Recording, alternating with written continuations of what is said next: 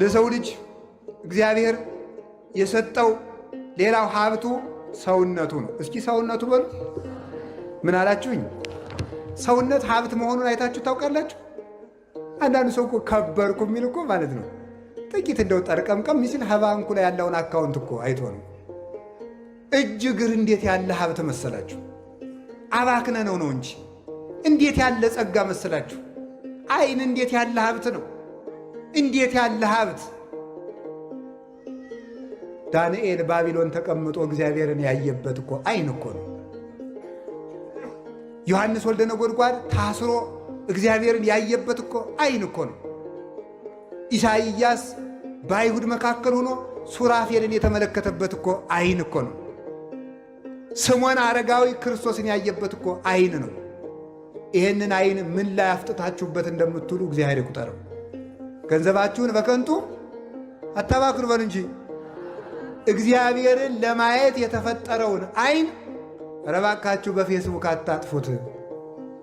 በማይረባ ነገር ገንዘባችሁን በከንቱ ነው ያለ። ደግሞ ልንገራችሁ፣ ሰው በመረጃ ሊቅ አይሆንም ነው የምላችሁ። ሰይጣን ምን ያደርጋል መስላችሁ?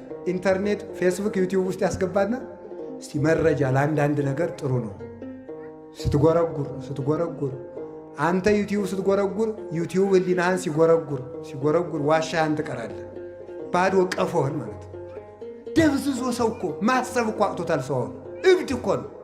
ተነግሮ እንኳን ማስተዋል አይችልም። ቢመክሩበትም አይሰማ፣ ቢመክሩትም አይሰማ። ሁሉም አይገባው፣ ደንዝዞ አለ።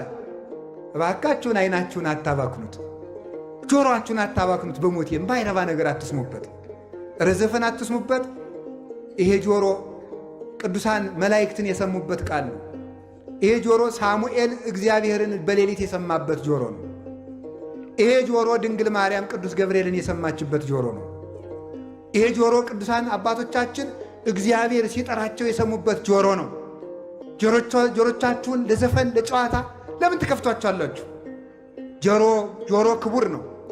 ጆሮቻችሁን ለእግዚአብሔር ብቻ ከፈቷቸው፣ የእግዚአብሔር ጆሮዎችም ለእናንተ ይከፈታሉ። የእኛ ጆሮ ለእግዚአብሔር ከተዘጋ የእግዚአብሔር ጆሮ ለእኛ ዝግ ነው። ስለማይሰማ ሳይሆን የሚሰማ ነገር ስለሌለን ማለት ነው።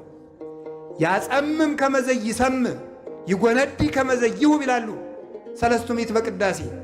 እንደማይሰማ ዝም ይላል፣ እንደማይሰጥ ይዘገያል። ዝም የሚለውን ስለምንድን ነው? የማይሰማ ነገር ሲኖር ዝም ይላል እግዚአብሔር። የሚሰሙትን ይሰማቸዋል፣ የማይሰሙትን አይሰማም። ስለዚህ ጆሮአችሁን አታባክኑ።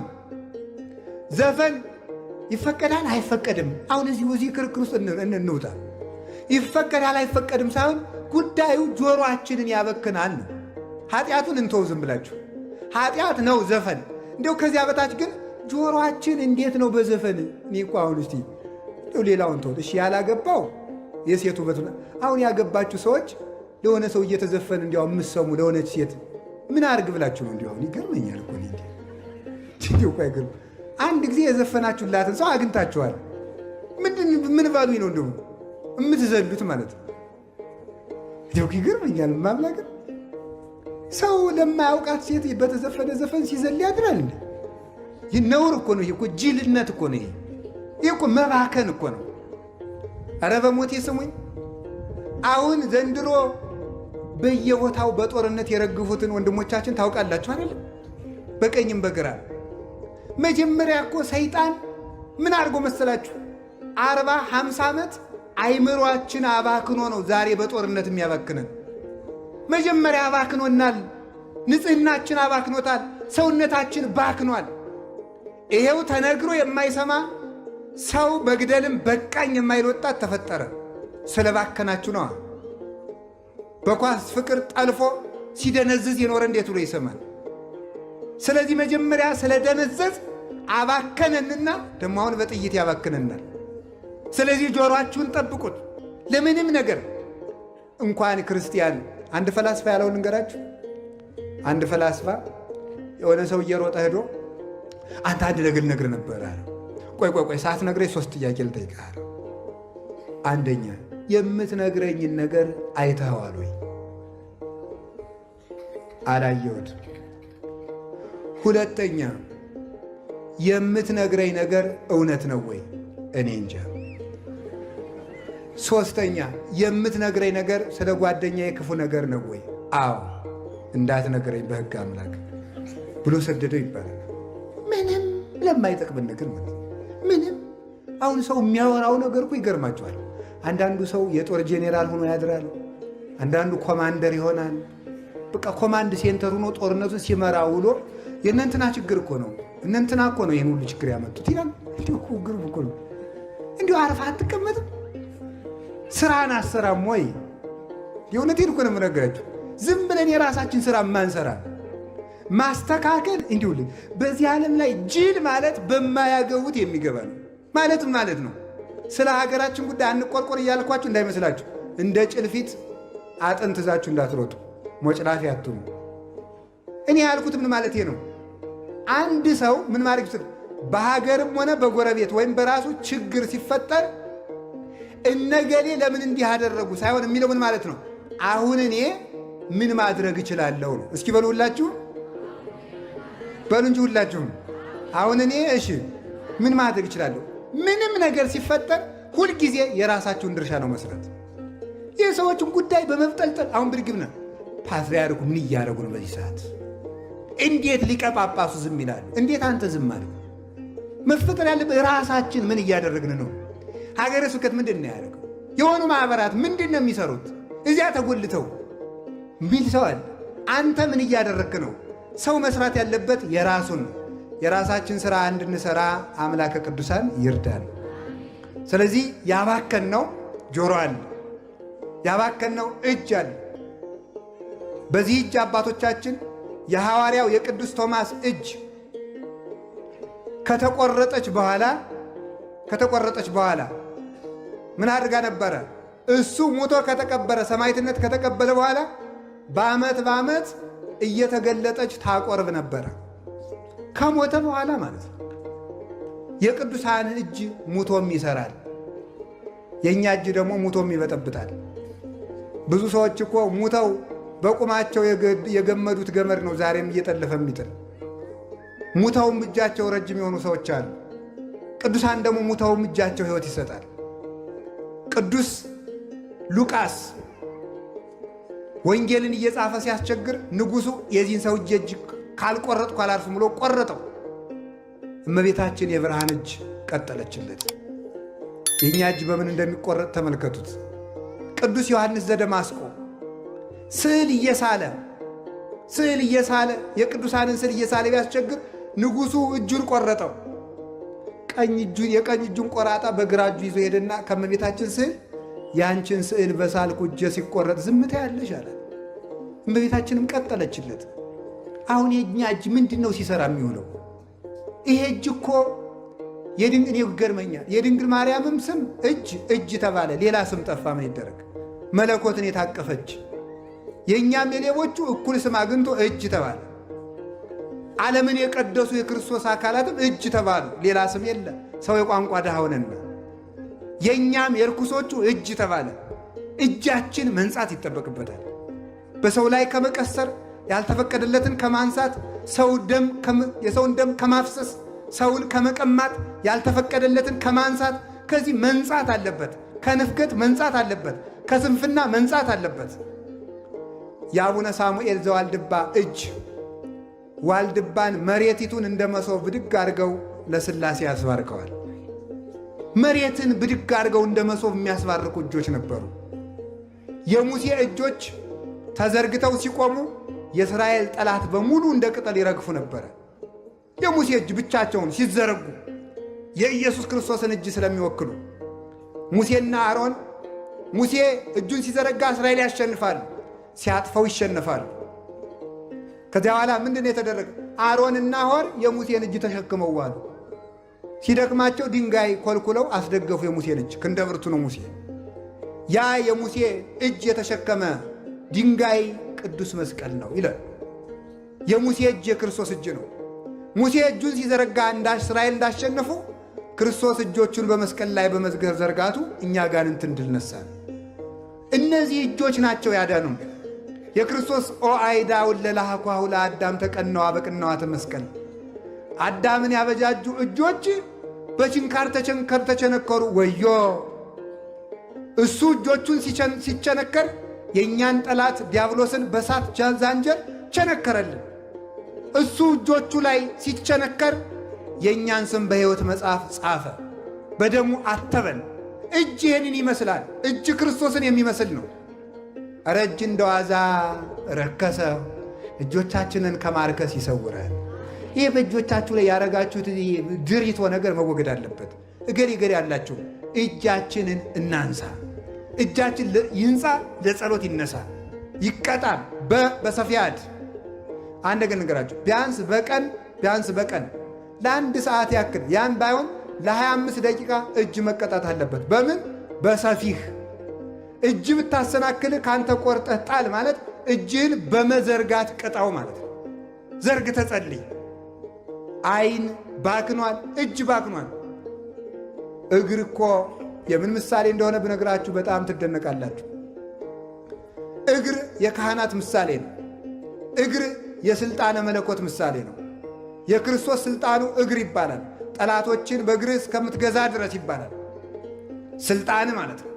መዝሙር 109 ላይ ንበር በየማኔ እስካገባውም ለጸላእትከ ታሕተ መክየደ እገሪከ። ስለዚህ የተባለ የክርስቶስ ጠላቶችን በእግር ትገዛለህ፣ እስከምትገዛ ደርሰህ። የክርስቶስ ጠላቶች መናፍቃን አጋንንት ናቸው፣ አይሁድ ናቸው። በእግሩ ማለት በሥልጣኑ ነው። እግር የመለኮትን ሥልጣን ነው የሚወክለው። እግር የሐዋርያትን ሥልጣን ነው የሚወክለው። እግር ቀሳውስትን ነው የሚወክለው። እግር ዲያቆናትን ነው የሚወክለው። ራእየ ዮሐንስ ምዕራፍ 1 ቁጥር 17 ላይ ሲናገር የክርስቶስን እግሮች እንዲህ ብሎ ይገልጣቸዋል። ወእገሪሁ ከመ ብርተ ሊባኖስ ዘአርሰንዎ በእሳት። የክርስቶስ እግሮቹ በእሳት እንደጋሉ እንደ ሊባኖስ ብረት ናቸው ይላል። የክርስቶስ እግሮቹ የተባሉት ካህናት ናቸው። የጋሉ ናቸው፣ የተኮሱ ናቸው ማለት በፍቅር ሃይማኖት የነደዱ በሙቀት ሃይማኖት የሞቁ ናቸው። ሙቀት ሃይማኖት፣ ሙቀተ ጸሎት ያላቸው በቃለ ሥልጣናቸው፣ በግዘታቸው፣ በጸሎታቸው፣ በቅዳሴያቸው፣ በመስቀላቸው አጋንንትን የሚያቃጥሉ ናቸው። እግር አላቸው ክርስቶስ አጋንንትን በካህናት ይረግጣልና፣ አንድም ለስብከተ ወንጌል ይፋጠናሉና፣ አንድም ለተልእኮ ይፋጠናሉና እያሉ አባቶቻችን ተርጉመውታል። አንድም የዲያቆናት ምሳሌ እያሉ ተርጉመውታል። ለስብከተ ወንጌል ስለሚፋጠኑ፣ ለተልእኮ ስለሚፋጠኑ፣ አጋንንትን ስለሚረግጡ ካህናት የክርስቶስ እግሮች ተብለው ይጠራሉ። እግር የተባለ ይሄ ነው። እግር የክርስቶስ ምሳሌ ነው። እግር የሐዋርያት ምሳሌ ነው። ይህንን እግር የት ላይ እንደምታውሉት አስቡት። አንዳንዶቻችሁ ዝም ብላችሁ ሸርባችሁ ታውሉታላችሁ። አንዳንዱ ሰው አለ ከሰው ሱቅ ዶ ደጃፉ ላይ ተጎልቶ የሚውል ይህም እግር ሊባል። እግዚአብሔር 6 ነገርን ይጠላል። ሰውን ከፍ ዝቅ አድርጋ የምታይ ዓይን፣ ክፉ የምትሰማ ጆሮ፣ የሰው ደም የምታፈስ እጅ። ክፉ የምትሰማ ጆሮ፣ የሰው ደም የምታፈስ እጅ፣ ወደ ክፉ የምትሮጥ እግር፣ መጨረሻ ላይ 7ተኛይቱን ይጠላታልና መጽሐፈ ምሳሌ ምዕራፍ 6 ላይ በወንድማማች መካከል ጠብን የምትዘራ ምላስ ይላል። ነገረ ሰሪን እግዚአብሔር ይጠላታል። እያንዳንዱ አፍ የነቢያት ምሳሌ ነው። አፍ በነገር በስድብ ውልጭ ብሎ ሰው በመሳደብ በማማት በርግማን በዚህ ሁሉ ጎስቁሏል። ገንዘብን በከንቱ አታባክን በሉ። በምን አታባክን? በከንቱ አታባክን። አካላችን በከንቱ ከማባከን ይሰውረን። ይሄ አፋችን ኤልያስ ሰማይን የለጎመበት አፍ ነው። ልብ ብላችሁ ስሙ። ይሄ አፍ ሙሴ መሬትን የከፈተበት አፍ ነው። አሮን ይሄ እጃችን ሙሴ ባሕር የከፈለበት እጅ ነው። ይሄ እጅ ገብረ መንፈስ ቅዱስ መና ከደመና ያወረዱበት እጅ ነው። ይሄ እጅ አቡነ ተክለ ሃይማኖት ከሱራፌል ጋር ያጠኑበት እጅ ነው። ይሄ እጃችሁ ክቡር ነው። ለራሳችሁ ክብር ስጡት። ከማይረባ ነገር አታልከስክሱት። ሰውነታችሁን ከበር አድርጉት። ራሳችን እንድናከብር አምላከ ቅዱሳን ይርዳን። አላችሁ የላችሁም? አላችሁ የላችሁም? አንድ ሁለት ነገር ልጨምርባትና ልጠቅልለው። ልጨምር ይብቃ። ልጨምር ትንሽ በሰዓት እንድትገቡ ብዬ ነው እንጂ ሌላ አይደለም። እሺ ሁለት ነገር ልጨምርባት። ገንዘብህን በከንቱ በሉ እንጂ ገንዘብህን በከንቱ። አንደኛው ገንዘብ ምንድን ነው? ንጽህና በሉ እንጂ። ሁለተኛው ገንዘብ ሰውነት በሉ እንጂ። አይምሯችሁንም አታባክኑት። አንዳንዱ ሰው እኮ ሲያጠና መጽሐፍ ሲያነብ ወሬ ላይ ብትክትክትክትክትክትክትክ ሲል የነበረው ሰው መጽሐፍ ስትሰጡት እንቅልፍ ይዞ ጭለት ጭለት ወሬ ብትክትክትክትክትክ ሲል የነበረ ስብከት ሲጀመር ጭለት፣ ቅዳሴ ሲጀመር ጭለት፣ ማህሌ ሲጀመር ለጥ እንውዝ ምን ይባላል? ያው በቁም መሞት። ለምን? አይምሮን አባክኖት ወሬ ሰክስከ ውስጥ ቃለ እግዚአብሔር ቤት ይገባል። እዩ ደልዘ ሰርዘ አሁን ስርዝ ወረቀት ያጽፋል። የብዙ ሰው ጭንቅላት እኮ የተሰረዘ ወረቀት ሆኗል። በነገር ተሰርዞ ተደልዞ ወሬ ሲሰርዝ ሲያባዛ ሲቀምር ያው ሻር ሊቅ ይመስል የነገር ቀመር ነው ሲቀምር የሚውለው። አይምሮው ሞልቷል እያልኳቸው። ይሄ ነገር መንጻት አለበት። ነገረኝነታችን መተው አለበት። ዝባዝንኬ ነገር አታጠራቁ። ቅድም ብያቸዋለሁ። ሰው በመረጃ ሊቅ አይሆንም። እስኪ በሉ። ሰው ሊቅ የሚሆነው በምንድን ነው? በትምህርት ነው። መረጃ በመሰብሰብ አይደለም። አጠራቅመ ጥራዝ ነጠቅ ወሬኛ ልትሆን ትችላለህ እንጂ ሊቅ አትሆንም። ሊቅ የሚቆነው በስሎ በመማር። ስለዚህ አይምሯችሁን አታባክኑት። አጥንታችሁ እንድትይዙ፣ ማሰላሰል እንድትችሉ፣ አስተዋዮች እንድትሆኑ፣ ደርባባዎች እንድትሆኑ፣ የማትታወቁ እንድትሆኑ፣ ቀስ ብላችሁ አስባችሁ የምትናገሩ ተናግራችሁ የምታስቡ እንድትሆኑ አይምሯችሁ ክፍት እንዲሆንላችሁ ነገር አትሰብስቡ፣ ወሬ አታጠራቅሙ፣ ድልዝ አታርጉት ጭንቅላታችሁ። እግዚአብሔር ብሩህ አይምሮ ይስጠን። እንዲህ ይላል መሰላችሁ፣ ማይቶቱ ለሥጋ ከአይን ከውእቱ፣ የሰውነት ብርሃን አይንህ ነው። እስቲ በሉ በሞቴ ምንህ ነው? ምንህ ነው? አይንህ። አይን ይላል። ተመልከቱ። ወሶበ ብርሃን ዘላዕሌከ፣ በላይ ላይ ያለው አይን ይላል ጨለማ ከሆነ ወሶበ ዓይንከ ሐማሚ ይላል። ይቅርታ፣ አይን ጨለማ ከሆነ መላው አካልህም ጨለማ ይሆናል። አንድም ይሉን አባቶቻችን ማይቶቱ ለሥጋ ከአይን ከውቱ፣ የሰውነት ብርሃን ምንድን ነው? አይምሮ ጠባይህ ነው። እስቲ አይምሮ ጠባይ በሉ።